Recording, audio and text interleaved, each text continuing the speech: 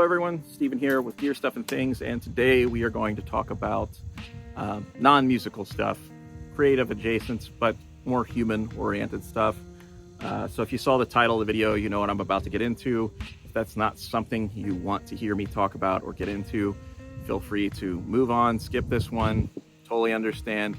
But if you're someone who watches the channel and digs anything that I do or watches any of the other channels in our little community, whether it's me, Nick Hill, Fun, Miles, Synth Chris, so on and so forth, all of the amazing people that are in our little family and community here on YouTube, I wanted to cover something that I feel like we skipped over. Well, I guess to backtrack, every one of us talks ad nauseum about how to overcome hurdles.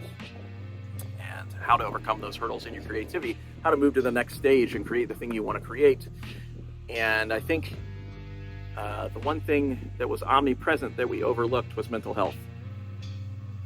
So we're going to get into that a little bit, and I'm going to kind of talk to you about why and all that. But first, we're just going to get into it. Let's just get into it. I don't know how else to do it. So almost every person I know that's a creative type, whether you're a painter, a musician, a videographer, a photographer, a writer, almost every person I know that's a creative type has some form of mental health issue. A lot of people don't want to address it, and it may not be depression for them, but there may be an aspect of ego or id or jaded aspects of things or a sense of entitlement. These things are all also mental health issues that are being unacknowledged. But the thing I'm here to talk to you about is depression, because I am not impervious. As a matter of fact, I suffer with very crippling depression, and it's very debilitating for me at times, and it affects my personal life, not to mention my creative life, work life, so on and so forth. It's something I've been diagnosed with since I was a kid, and it's something I fight off all the time. It is a real legit hurdle for me. And I try to practice what I preach. That's a big part of why I stopped doing the bandless thing. And I've made that clear in the couple live streams I've done. And I feel like it's important to just do the thing you say you're going to do versus talk about it forever. And I don't think there's anything wrong with that. I think if you want to go watch any of that stuff and take away from it what you will, the overall element of it is try to move forward, keep the wheels in motion, do your thing, try to be creative.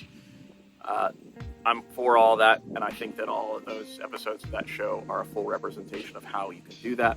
But I think that mental health is its own hurdle and its own thing that needs to be addressed. So that's my goal here. So, like I said, I suffer from very debilitating depression. It's a problem for me. I go through phases with it where it's more predominant in my life and less predominant. And I thought it would be a good thing to talk about because it's something I'm dealing with currently. And I've been trying to stay busy. I've been working on a record, and that kind of keeps my brain off things. I spend a lot of time at home working on little projects with my wife and stuff. Anything I can do to keep my brain occupied so I'm not thinking about those things. But lately I've been losing the battle against my depression for about a month now, continuous. I've had a real hard time dealing with depression and anxiety, and honestly feeling a little bit suicidal. And I'm saying it publicly, not because it's a good thing at all to feel that way, but because I think it's important that people understand that this is something that happens to a lot of people, and you're not alone if you're someone who feels that way, whether it's in relation to creative stuff or not. If you're dealing with this kind of thing and a lot of weight on you, and you deal with depression, then you know what that's like, and there are a lot of people out there dealing with it, and I am certainly one of them, unfortunately. But if you're someone who doesn't have depression and you don't understand it or you can't relate to it, I also want to provide a bit of information and how you can handle it or how to understand it a little better. So if you're someone who deals with depression, you probably have instances where you try to express your feelings or how you're dealing with it to other people. And oftentimes, unfortunately, usually family or people that are close to you will tell you that you're just sad, you need to get over it, or everything in your life is great, don't worry about it, this and that. I'm sure you've all heard it. There's some sort of small, simplistic tough love answer, even if it's compassionate, that seems like it should be the solution. Just look at what's around you and accept it and understand you've got a good thing going for you. That's probably true. More often than not, it is absolutely true. But if you don't have depression, I will enlighten you a bit. Depression doesn't care. Depression kind of puts on a mask in front of the person and then gets to redirect their thoughts. Depression doesn't care about reality. Depression doesn't work in rational terms. So, to put you in the frame of thinking for how it is to be someone's depressed, and I'm sure it's a little different for everyone, but for me, usually what is happening is that I can look at everything and see that everything is going great. I know there are people around me that love me. I'm aware of it. I know I have a good home life. I know I'm doing okay despite some hurdles in the world because of COVID. I know that I have family and friends around me that love me. Depression will tell me those people don't give a fuck about me. Depression will not only tell me that, but do everything in its power to convince me that it doesn't matter, that if you were gone tomorrow, those people's lives would be easier. You're creating a burden for them. You're not providing in the way you should.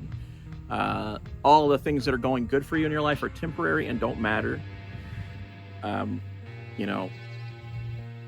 Any sort of hope on the horizon is simply an idea. It's not real. The long and short of it is depression has the ability to convince you that anything that you know to be true is not. And I don't think that's something that people that don't suffer with depression, really understand. It's one thing to know the truth and acknowledge the truth.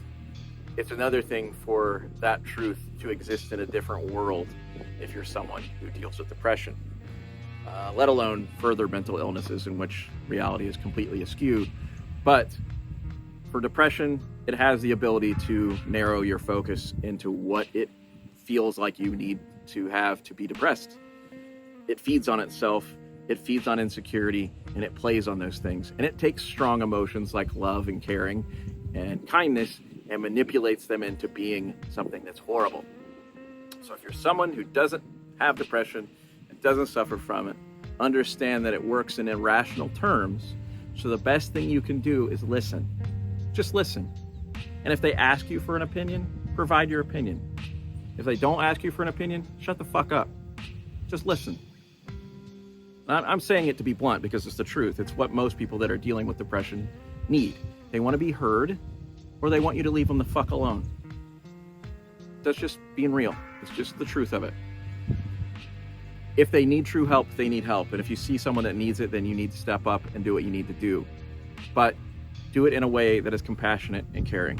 If you're someone who's struggling with depression, my point here and the whole reason of this, you're not alone. There are people out there that are dealing with the same shit as you. We all have our own versions of it.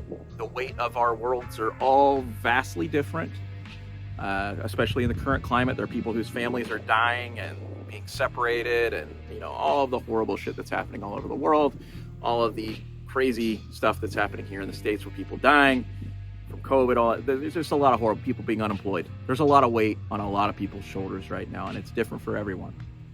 But when you mix something as heavy as that, or heavy impacts in life like deaths and things of that nature, with clinical depression, the cocktail is devastating. And I'm expressing this as someone who's dealing with it. And I want to be honest, and this is probably the most honest I've ever been about it in a situation that's going to be public. So I'm a little hesitant about that, but I feel like it's important. And it's important to know you're not alone. And if you are fortunate enough to have friends and family around you that do truly love you and care about you and are willing to listen to you and help you, you're lucky. And try your best to, circumnavigate that situation to get the help you need. If you're feeling suicidal, obviously get help. Check yourself into a hospital or something. I've done it myself. It doesn't feel good. There is an inherent feeling of shame there. You shouldn't be ashamed of it. You're trying to stay here. And that's hard enough sometimes. So as someone who doesn't know you, or maybe I do, You aren't alone. Depression sucks. It's hard to deal with. If you're a creative person that's struggling with it, you need help, reach out. If you need to do something else for a while or take time off, do it. Do what is necessary to make yourself feel better about who you are and what you're doing. And ultimately, if it's something in relation to creativity, addressing these other things will make creativity a lot more beneficial to you. And if you're able to use your time and creativity to kind of get around some depression for a while, do it. It's what I do. I try to stay busy, but don't ignore it. Talk to people, I guess. So you're welcome to talk to me in the comments if you got something going on. I don't know all of you, and you may not know me. I'll listen. That's all. I'm there to listen. And if I'm not the person you want to listen to you, like I said, I'll provide some resources there and other things that are there to help. So that's it for today. I appreciate you taking the time to watch. I realize this is not very interesting. It's not music related, but it's the reality I'm going through personally.